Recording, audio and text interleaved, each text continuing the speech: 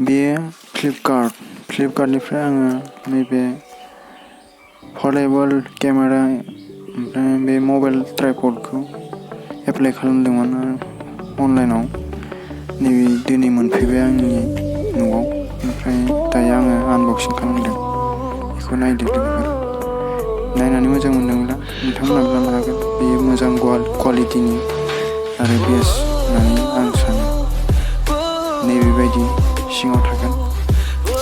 पेकिंआ बिराद मोजां आरो मोजाङानो माला हेभि हमनोबो मोजां। बेबायदि हल्डिं खालामजायो। बुस्थुआ मोजाङानो।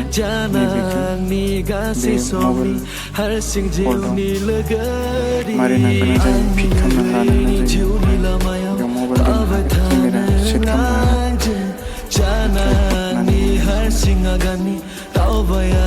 मोजाङानो।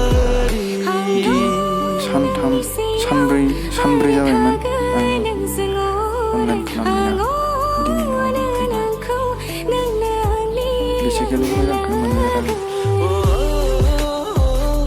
नोंथांमोनाबो लानो हागोन। मोजां बे ट्राइपडआ बारा लाया, माबाल' लायो 365 टाका 359 रुपिया।